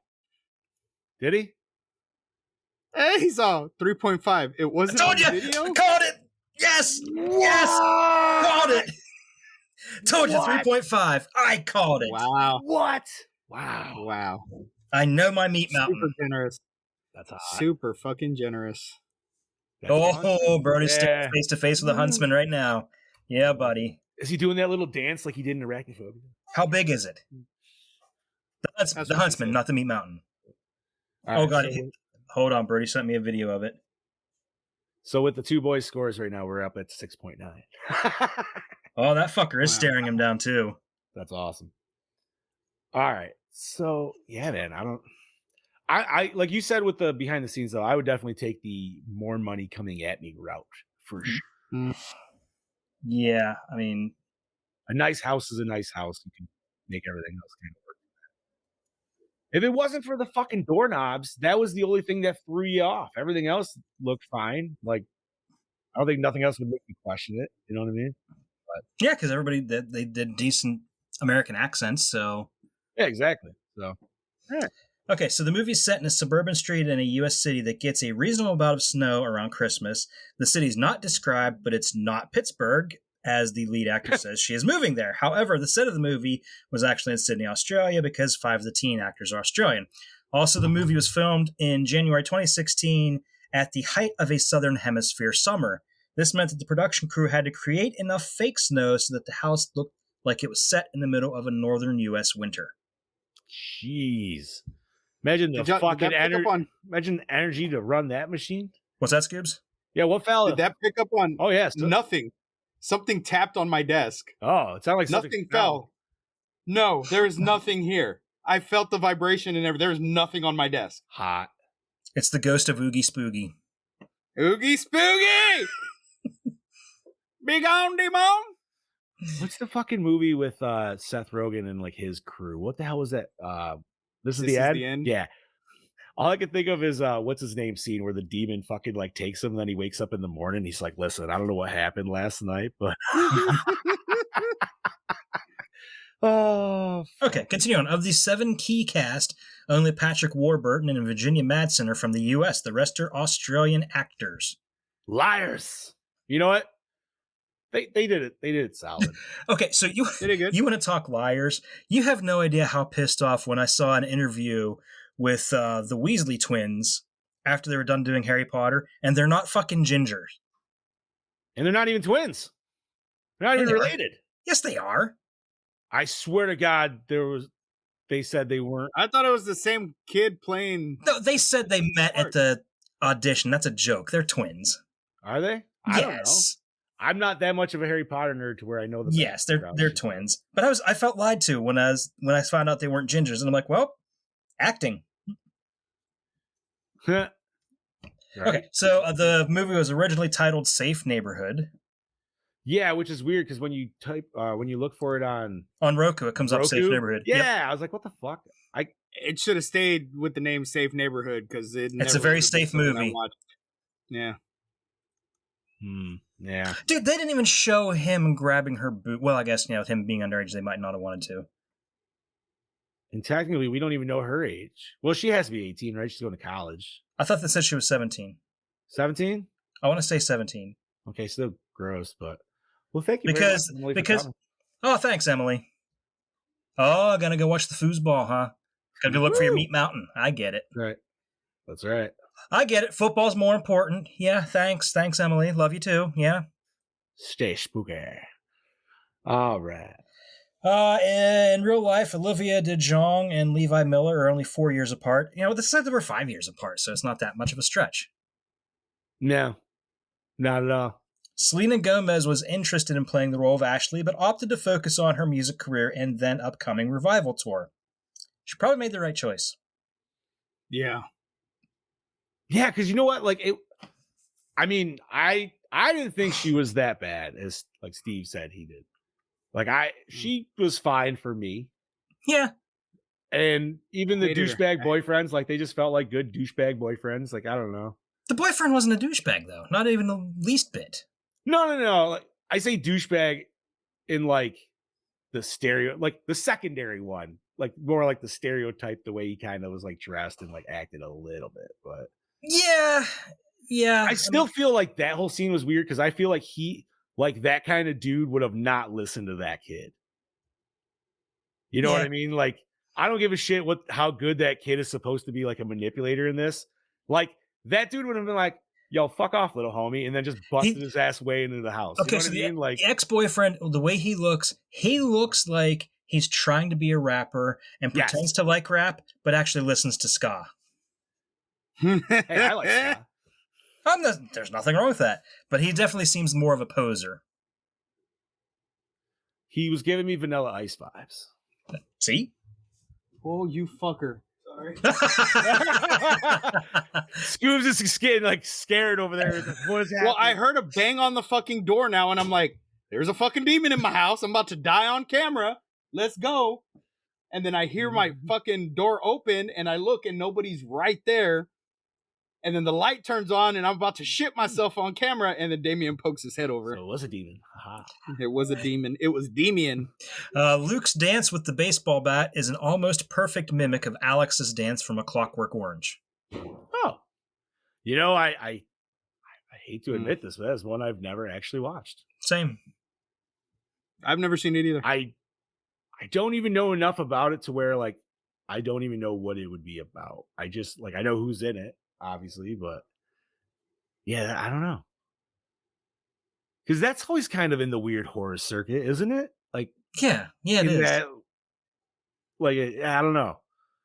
Maybe it's one that. Maybe it's one we can always throw on the boat. That might be because it's a Kubrick movie, and we all love The Shining. Right, Brody. I'm sure you're listening, dude. I feel like you're probably the one who'd be able to chime in on this the best. But yeah, okay. After the opening 2 minutes, the entire movie takes place inside or within a few meters of the learner home. There you go. Clockwork. But would you consider it horror? That's what I want to know. It's probably more horror than this fucking movie is. Fair. I mean, I know, like, I don't know. Like I said, I know very little bit about it, and not enough to where I feel like it's even solid information. Anyways, what else we got, Chad Daddy? The last bit I have here, in May of 2017, North American distribution rights to Better Watch Out were acquired by Wellgo USA, which released the film theatrically and through video on demand on October 6, 2017. The film was then released on DVD and Blu-ray on December 5th, 2017. Had a quick turnaround. That's, like I said, I didn't have much. That's all I got. No, that's fine, man. And frankly, I didn't care enough about the movie to do a deep dive on this because, is what it is. And it sucks because, like, I feel like, man, I don't know. If you just wrote Luke a little differently, or like changed his like if his personality changed a little bit to where he just wasn't such a whining little sniveling shitbag, bitch. But the problem is, little dude's a virgin, so you know what I mean. He's gonna have that mentality regardless. So, Brody said, let me just pop that up. So this is all about Clockwork Orange here. Whoop. It's essentially based on the horrors of reality that has elements of extremely serious themes. Okay. I feel like it is one of those ones I definitely need to throw in the bank at some point for as many movies as we watch. Probably. Maybe not even our list, but just my personal, All right. Well, Chad Daddy, thank you for behind the scenes, or at least my what pleasure. You can find. Man, you know what? With Bob giving it a 3.5, I'm kind of sad he wasn't here. I almost would have liked to hear him justify that score. Yeah, like rebuttal a little bit more on that, especially with how heated he was with fucking Friday the 13th last fucking week, dude. Dude, he took the reins and had a 5-minute rant. Oh, fuck, he fucking went hard on that shit. But I don't know, man. I still kind of laugh about it, like when I was editing and I'm just listening to it. I'm just like, man, Bob really hates that fucking movie for some reason, too. I did not feel the hatred towards 09 as much as Bob. Me neither. But I don't think anybody did. I didn't hate it, but it just didn't hold up as well as I remember. It doesn't. It really doesn't. Which kind of makes me sad. I don't know, man. Okay, I think what really kind of jaded us on is the fact that we watched every other Jason movie all throughout the year leading up to that. So, like, that was all still fresh in our minds. Yeah. I don't know, man. It's still just, there's something in that middle of it. Like, after you get that, because you got to get like a reintroduction. So it's like a whole new intro. And it's like, I don't need to do it's that whole CW aspect of it. Yeah. It's like, I don't need to do this part again. Like, I already did this many times. All right. So to the questions, boys. What format did we watch this on? I watched it on Tubi because I didn't know it was on Shudder. I watched it on Shudder. Shudder. Assholes. I should have come up as on Shudder though on fucking Roku, and it didn't. Well, there was a deal on Amazon on Cyber Monday where you could get Shudder and AMC Plus for $2.99 for 3 months or some shit like that. Titties. So I got it. Yeah, man. I looked it up, and that was the first thing that popped up on Google was it was on Shudder, and I was like, all right, cool, good enough. And yeah, if I went down right to their Christmas list, it was literally like the third movie on the fuck. It was ahead of Black Christmas. I was like, get the fuck out of here, dude. No fucking way. That's what I'm saying. Wait. Man. Were they listed in alphabetical order? That could be. Ooh. I don't know. I'd have to, because I don't remember. I don't remember the other two movies that were like. Yeah, I don't have my TV on, or I could just turn on Shudder myself and look. But all right, douche of the film, Luke. That's an easy one. I almost want to give a runner up though to the ex-boyfriend just because of the way he wore that fucking hat. I hate the flat billed hat with the sticker on it that had dollar signs all over it. That was very douchebaggy. But Luke is definitely the douchebag of the movie. I do have a flat hat. I do have a flat brim hat with the sticker still on it because it was the one I had custom made for my Ghostbusters shit. But it's not a dollar bill. He's got the Ghostbusters. That was the only thing. That's a little better. Not much. And it's the only one that I have like that. Because usually I feel the same way. Usually mine get gross and dirty, so I don't care anyways. All right. Favorite kill out of the three? I gotta go with shotgun blast to Garrett. Or should I say double tap to Garrett? He did double tap him. I'm gonna say the swing hanging just because it was probably the creative one out of the fucking kills. And you know what? I guess I'll go paint can because like Brody said, I at least like the blood mixing with the paint. I was like, all right, I got that gross oozy effect. All right. I mean, there's only 3, so it's not like there's a lot to fucking choose from in this. Mm-hmm. And you can't even say her getting stabbed at the end because you don't see that either. So, whatever. Okay. What the hell is that sound? My kid fucking turned on the goddamn washer while I'm on a fucking podcast. I thought it sounded like a washer or a dryer. I didn't know. I was like, I just hear like whoosh, whoosh, whoosh, whoosh. I was like, what the fuck is that? Let's see. Where are we at, boys? All right. Best scene. Like I mentioned before, the parents, when she asked him if he hasn't sucked a cock once in his life. That was that the beginning or the end? That was the beginning. The beginning, right? Yeah, I'll agree. 100%. Putty and hers definitely sold this movie for me. That's what made me most. I think that's what pissed me off even more is because I saw him listed on cast, and so I was already like, "Fuck yeah, dude, we're getting him." And yeah, it's a cameo. It wasn't. Yeah, no. They literally brought him in to use his name for 1 second to have some American actor. And then, all right. Okay, worst moment or scene. Do you know what? The whole fucking rest of the movie without Patrick Warburton. Anything else with him in it was fine. The beginning was great. The end with him talking and the little bit of scene he was in was cool. But that whole in between those two, that's the fucking worst scene for me. I won't go that far. I will say the little gay dance he did after he beat the boyfriend with the baseball bat. You know what? It's not even the dance for me. It's how he knocked the boyfriend out with the baseball bat. That pissed me off because I'm like, that wouldn't have not. He hit him with like it was a pool cue. Yeah. Like what the fuck? That wouldn't do. I don't know. This is just me. But that motherfucker would have definitely got a kick right in the fucking ribs, even with a shotgun looking at me. You know what I mean? Because more than likely, I've been hit with a baseball bat. More than likely, full on hit. Garrett's not. So was my son. Garrett's not going to shoot that gun. You know what I mean? Like regardless of situation, even if you take one shot on that kid. But I don't know, man. Maybe that's why I hate this movie. It just pissed me off that these kids were able to actually get the upper hand the whole time. It's like, what? Get the fuck out. Yeah, these scrawny little 12-year-olds. No. Now, granted, somebody could be like, well, Home Alone. It's like, yeah, but Home Alone is painted as a comedy, like off the bat. And like, to me, if you're making a horror comedy, even if there's some ridiculous stuff in it, usually the kills and everything are still grounded in nature. Like, you know what I mean? There's still just certain things that would be like physicality and stuff. Very like good. It's not like this kid Not like this kid threw on a Ghostface costume and all of a sudden he's 6'5" and can fucking like throw people around and shit. No, like we don't have that kind of magic. You mean like how the one killer in Scream 6 was that? Yeah, one girl.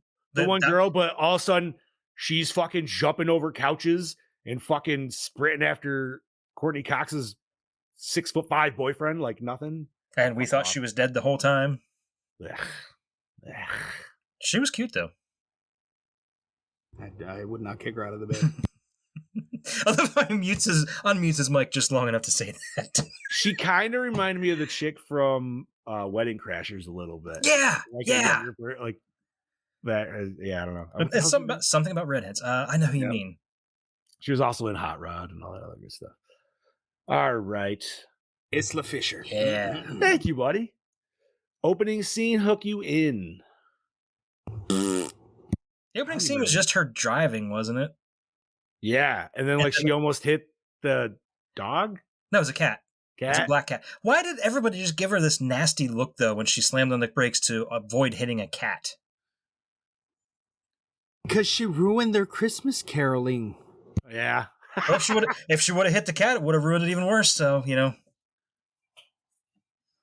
It did seem kind of like a weird intro, like it was like trying to set her up to be a bad character or some bullshit. But it's like, nah, man, she didn't do anything wrong or bad this whole time. She was actually like genuinely like the dudes weren't really douchey. They were trying their moves, but they're still dudes. You know what I mean? Like you can't really knock them on fucking for that, right? Especially like I liked the phone call banter between her and her boyfriend, where like it kept going back. She's like, "You know, I'm pissed at you," and then she's like. She's trying to play it off that she's still mad, but she's not. And you're like, yeah, we've all been there. You know, you're still in the good. All right. Most attractive character. The mom. Oh, really? Going mom? I love Virginia Madsen. She's still looking fine. She did look pretty good. That one caroler. Earmuffs or not earmuffs? Earmuffs. Earmuffs? Okay. I think I remember the one on the left, right? Yeah. Not bad. Not bad. Didn't even think about those two, but yeah. Fair enough. Did the score set the mood? It seemed kind of non-existent to me. Say, was there score? I mean, there probably was, but it was very probably ambient. I bet. It was nothing that stuck out because usually I'm fucking humming shit. Yeah, we didn't get a good chase music or anything like that. No. You know what the other problem is? Is like we also just watched You're Next not too long ago, which was a great home invasion movie. And so like I was kind of maybe hoping something along those lines. Maybe not story-wise, but just how that movie made you feel. Like, okay, so fuck, you know what I mean? Like, okay, so we watched You're Next, and the main character was an Australian girl. This movie filmed in Australia. The fuck is going on in Australia? Lots of home invasions. I guess. Yeah, baby. Bunch of cuttings breaking in places. All right. Best song? Any Christmas song? I don't know. Yeah, there was one. I don't remember exactly which scene it was, but it was like a Ramones Christmas song. It sounded like the Ramones. Okay, I'll take it. It's close to the end. Oh, damn. We can look that up in a second. Favorite character? Also, not many to choose from, but I'm gonna go with the parents. Yeah, as a combo. That's a very good. Yeah, cool. I'll go with that. Was it scary? Not a bit. Not a bit. Annoying as fuck, dude. I'm never gonna watch this again. Like this was an instant. Like once we got done, I was like, that is a one and done. I could watch the scenes with the parents again, and that's it. So you'd watch 5 minutes of the movie. I'd YouTube that scene. Yes. See, because then, like, I feel like that's just more. You know what it is? Because like that's more in fitting to where we like with like Secret Santa. You know what I mean? Where we just have like assholes, people being snipey to each other, and it's just a good old fucking time for everybody else. Yeah, it was like that. Like that's just what. Yeah, man, that's just our vein. That's the family at the beginning of Santa's sleigh. You know what I mean? Yeah. I gotta watch that soon. That is on time of year, dude. It is on sale right now on FanFlix. Oh, really? They have like Christmas movies on for like $4, and that's one of them. They also have Bad Moms and Bad Moms Christmas in the same sale. You know, honestly, those movies are hilarious. A good one I like to throw in there that not a lot of people think about is Harold and Kumar's Christmas. I always enjoy that. Oh one. fuck, dude, that's a classic. I have never seen any of those. Harold and Kumar's Christmas, as well as was it Friday After Next? It's funny. It's kind of Wafflebot. It's funny that you brought up Harold and Kumar, you know, because I was gonna, bring this up on fucking in the nerd news about Doctor Who, because fucking Neil Patrick Harris was just in the latest Doctor Who special that dropped on, and he was fucking awesome. Really? No shit. Yeah. So I'll bring that up on nerd news. Oh yeah, I saw that. I did see that. NPH wouldn't do that. You said you've never seen the Harold and Kumar? Oh my god, bro! First of all, we don't get movies like that anymore. That is a certain with the times good stoner comedy that does not happen anymore. Mm-hmm. Like, I feel Pineapple Express was like the last one, and then that there hasn't been anything else that I personally can think of after the fact. Because that dude, was I like stoner comedy. Dude, you're talking to one of the few people that actually legitimately love Dude, Where's My Car? Yeah. Dude, I fucking love that movie. That's so funny. Oh, okay. So back to this. Does it hold up today? No. It didn't hold up in 2017. Here's the thing. Production-wise, yeah. It had great production values. It looks great. It's clean as fuck. It sounds... The audio's good. Dude, I did not know that wasn't real snow, Yeah. Like, I don't know what they use for fake snow. Did they use one of those fucking snow machines that they use at the ski lodges and shit? Yeah. Which that takes a lot of fuel and shit to run those shits too, dude. Maybe that's what they spent $2 of the $3 million on. It's very possible. It's very possible. They spent $3 million just on the snow machines. Right. And then $1 million on each Patrick Warburton and I don't know, man. It's just, does it hold up for me? No, I didn't like it. So. Apparently, it holds up for a lot of people because it seems to be very well liked, just not by us. To which I will say, kudos to you, man. I'm glad there are people out there that like this movie, because you know what? To each their own. Yeah, whatever, dude. It's what makes the world go fucking round. That just machines. That's machines. Maybe at one point, yes. All right. How was the acting? It was pretty good for the most part. Even though the kid was an annoying little shit. Hey, did you know they were Australian? Not really. I did, but only because I kind of looked it up beforehand. But no, I thought they covered their accents very well. And I gotta say, man, the kid, for being an annoying shit, if he was acting, he really sold to be an annoying shit, that fucker sold it, because I hated him. I fucking hated him. He did. And that is a certain talent that an actor can have, to where they play such a despicable person that you are just like, yo, fuck that bitch. What's her name from fucking Harry Potter? Dolores. Yep. Dolores Umbridge. I knew where you were going with that. Yeah. Perfect fucking example. More hated than the main villain. Yeah. Because she's a fucking cunt, dude. She was more of a cunt because I think it's because she was so much of a cunt and she didn't need to be. Like, she was like, no, man, you're not main villain. Like, why are you being such a dick? Fuck off. Dude, she was a cunt in her very first scene when she was at Harry Potter's hearing and just fuck. Like, she was a cunt before she was even in Hogwarts. That's one of them ones where you're just like, put on a fucking dress and a wig and just Jesus. Sorry if we get canned for that one. All right. Do we like the cinematography? You know what? Actually, yes. I thought the cinematography was very, especially like that shot that we both mentioned, where she jumps on him and to land on the floor and the camera followed him down. That was a really neat shot. Yeah, it was just that nice, like, everything flipped and felt weird, and I was like, oh, what's going on here? And then nothing went on after that. Oh, I knew equal rights, equal fights. Equal rights and lefts. Oh, Jesus fuck. Put on a dress and a wig. I'm still laughing at that comment. All right. Did we like the premise? You know what? No. No. I didn't like it because I figured it out way too early, and I was just like, Yeah. The premise is all right, but the execution was garbage. It did give us a nice little twist. But like Scoop said, we've seen this done better on Criminal Minds episodes. Mm-hmm. I think, I feel like that it just, I don't know, for everybody that says it surprised them, I don't see it. I don't know. But like I said, maybe we've just seen too much shit. So, all right, was the climax satisfying? No. I'm gonna say partially because I liked her going into the ambulance, looking up and giving him the middle finger. But like, that was pretty cool. Did they actually want there to be a sequel with that mid-credit scene or no? Okay, here's the thing that pissed me off. There was a potential for a great Halloween 2-esque sequel right there, and they didn't follow up on it. I feel like that could be way cooler, of like this kid going around the hospital and then having to kill more people just to get to her. And like, but still trying to cover it up, but now he's not in a planned state, so now he's just like, I don't know. You know what I mean? Like, I don't know how that would work, but it maybe could work. I don't know.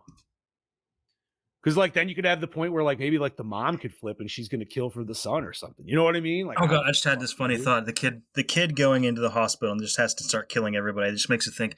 You ever watch Futurama? Mm-hmm. Yeah.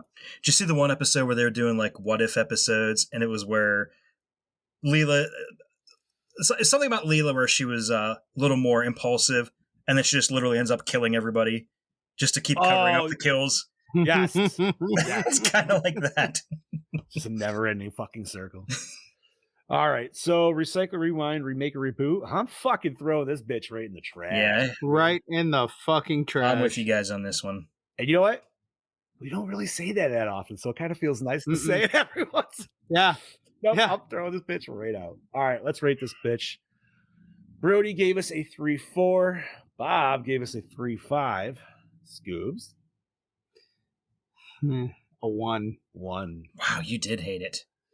Fair. Hey, you know what? And I only gave it a 1 because I liked Patrick Warburton and I liked the creativity of the tractor kill. That's it. So I give that a 0.5 and a 0.5. Wow. All right. Chad Daddy. I think I'm going to go a little lower and go 2.8. I was originally going to give it a 3, 2.8, and that's still being more than fair because I thought it was shot very well. And I did like the parents. I didn't give a shit about the kid, but again, that could have just been really good acting on his part. So, yeah, no, fair. So I'll give it a 2.8. All right, and let's see. I mean, I agree with some of the stuff you said, man, with the acting, like the kid probably sold it and shit like that. But ultimately, I did not enjoy this movie. I didn't really enjoy any solid part of this movie besides the parents, and it wasn't enough for me to like help alleviate the score. I'm giving it a 2 at best, just for at least production design, because it was solid. Fair enough. So, and the parents obviously helped too. So 2 there, and let's divide that bitch by 5, which would give us a 2.5 for 2017's Better Watch Out. Which, you know what? That's right in the middle of our tier of 5.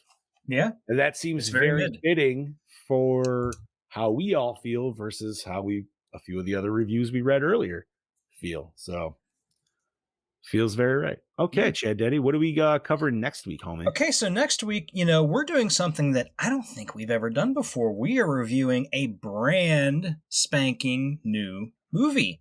Yes, just dropped on Shudder a couple weeks ago. We're going to watch It's a Wonderful Knife. Yeah. This looks like a fun movie. This looks like a fun movie. It looks like a cheesy movie. Yes. It looks like a potentially cheap, cheesy movie. But it has Justin Long in it, so I feel like it's still... I'm going in with low bar, but I feel like my bar is slightly raised, even though I'm trying to push it down, because I'm just like, well, Justin Long is a pretty good actor, and he always sells horror really well. And I like the My favorite role of his is in Jay and Silent Bob Reboot. What was he in Reboot? I've only seen Reboot once. The fucking attorney. I don't remember. I don't remember that part. I've only seen it one time. He represents Jay and Silent Bob in the court, and then stands up and goes to the other side because now he's suing. Oh yes. See, my favorite Justin Long scene is from Zack and Miri. Oh yes, that one too. He's like, That's a good one too. have I seen any of your films? I don't think so. Oh. Yeah, see, look at. I forgot about that part. Both saying Gene and Brody are with me, dude. Oh my god, I forgot all about that. Ryan St. Randy. Yeah. Oh, God, More like Randy takes Gary's cock and shit. I forgot all about that movie. Now I'm going to have to watch that. Oh, shit. I like that movie, but that's one of the best scenes in that entire movie is just him in that intro, dude. And then Brandon Routh as his fucking boyfriend. Like, it's so fucking good. I don't know, man. The Dutch rudder.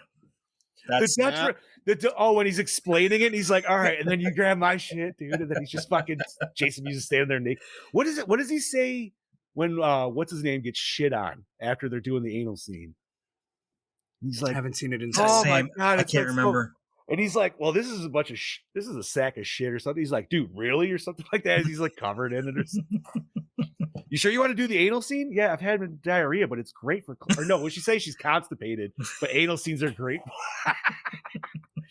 Oh, fucking A. I'll take one coffee, black. Excuse me, we're talking here. White. I'm gonna have to watch this movie, dude. I haven't watched fucking Zack and Miri in so long. Same. Dude. I'm gonna have to dig it out of the archive. It's all down in the basement. But yeah, that is my favorite Justin Long like random snippet. Yes, dude, that shit just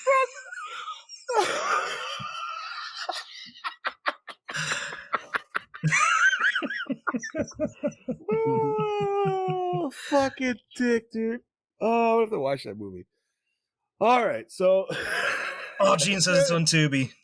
I don't have to get the DVD out. Yeah. Oh, perfect. All right, is there anything dirty we fucking want to talk about, boys? Well, I did mention that the. Disregarding what I'm seeing in the chat, they just had the three-part Doctor Who 60th anniversary episodes drop on Disney Plus the last few weekends.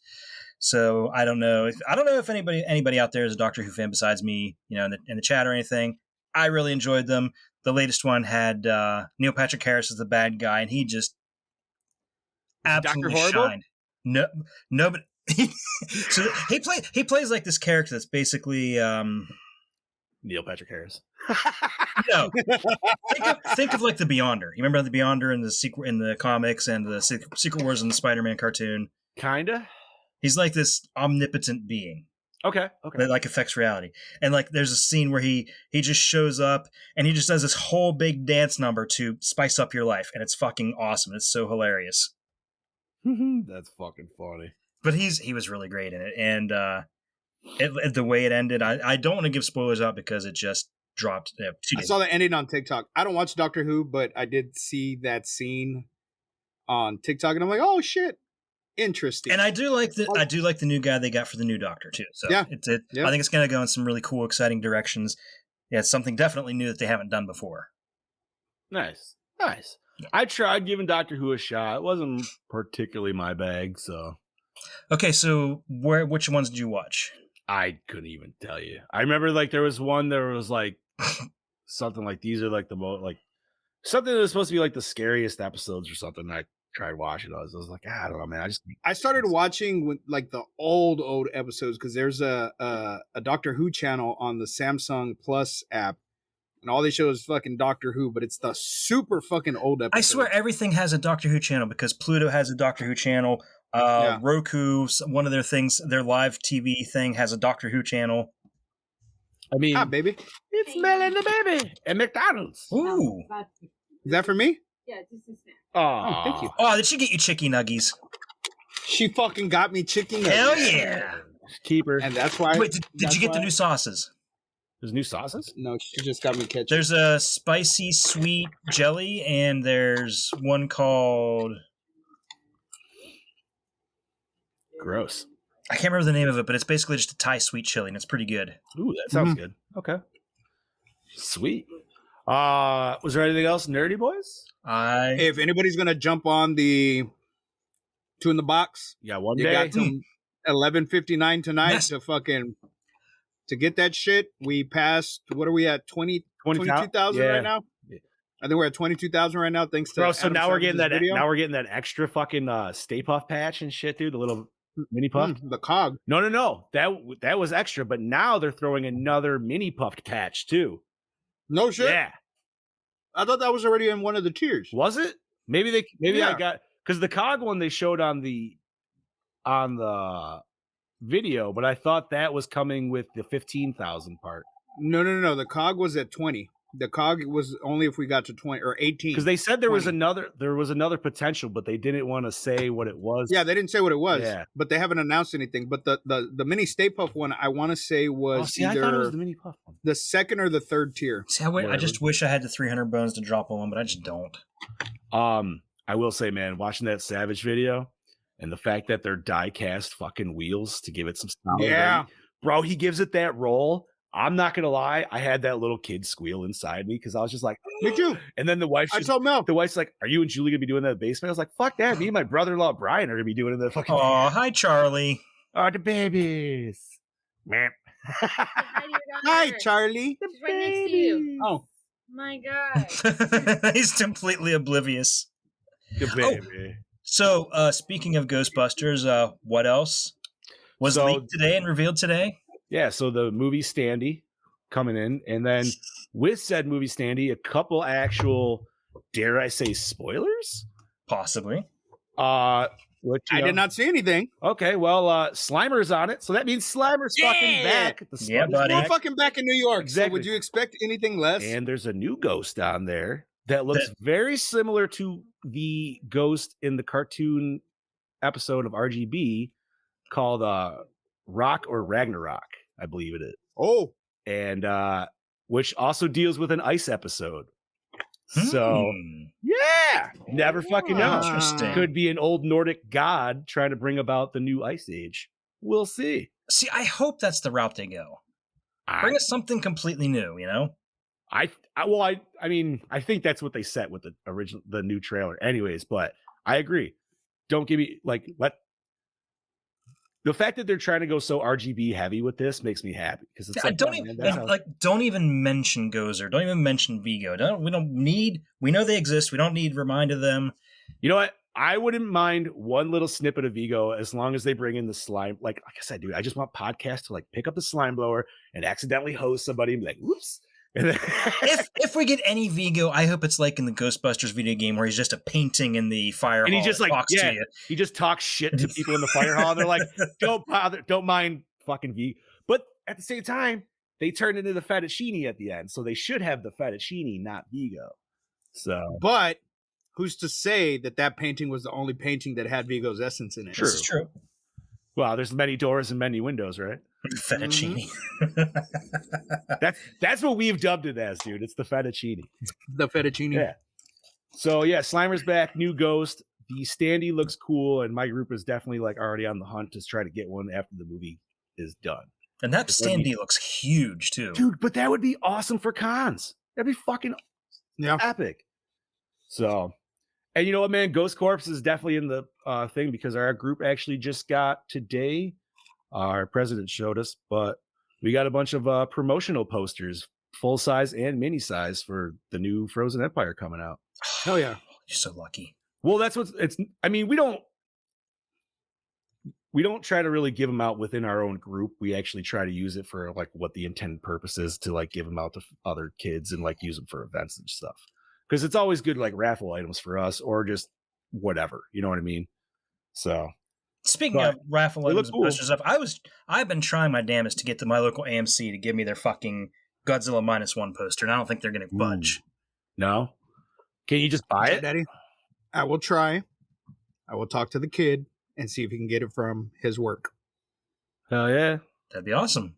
No. I'll see what he says. Gene says G.I. Joe classified as making a Nemesis Enforcer figure. Interesting. Not really my personal bag, but that's still dope. I'm assuming that's through Hasbro as well? Yes. Good deal. So yeah, man, definitely get that two in the box trap if you're watching this now and if you haven't done it, because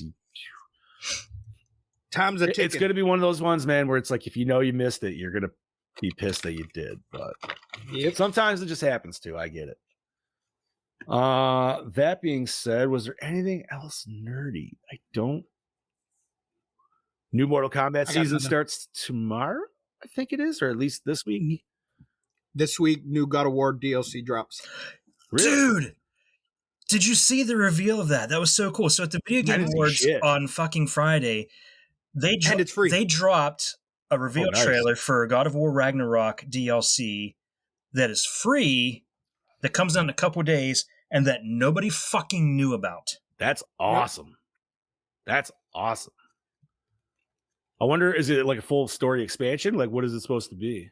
I think it's more a game mode with some story. Okay. So it's probably going to be like what we got with Ghostbusters.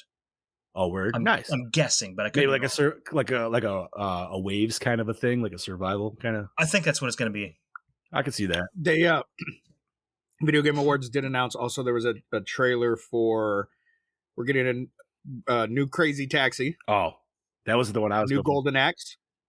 Golden Axe, really? Golden Axe, yeah. Interesting. And it looks fucking, and it's not overhead anymore. Wait, we're talking. Mm-hmm. No, wait. Old school Golden Axe. Hold on. Gauntlet was overhead.